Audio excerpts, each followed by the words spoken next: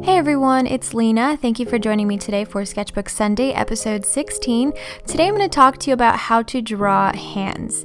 So over on my sketchbook, you can see me sketching my hand. I'm holding it out in a pose and I'm trying to draw it really quickly because holding my hand still in one position is a pain and it drives me insane, and I have to finish the drawing as fast as I can. So these sketches aren't going to be perfect, but it's just to serve as an example of a way to practice.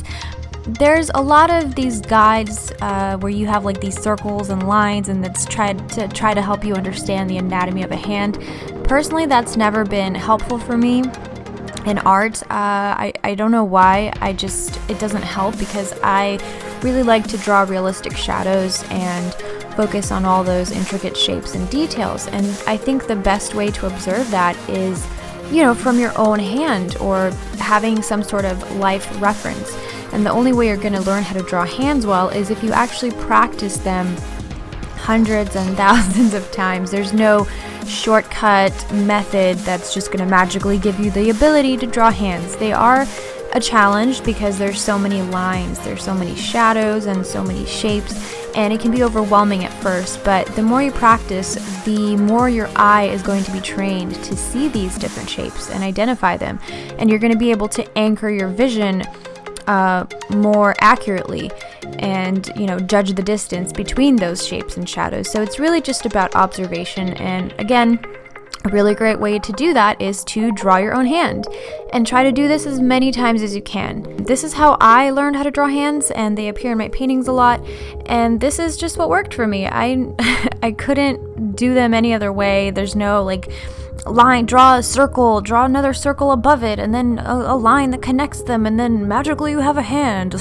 I don't know if you guys know what I'm talking about, but those guides that try to help you draw proportions, but everybody's got different shaped hands and different length fingers. I have really weird bony hands, and so that's what I kind of struggle with when using my own hands as references, because they just are kind of lopsided. I don't know how to describe it. Maybe it's just me. Maybe it's all in my head. But basically what I'm trying to say is don't give up on drawing hands. Don't give up on drawing, period.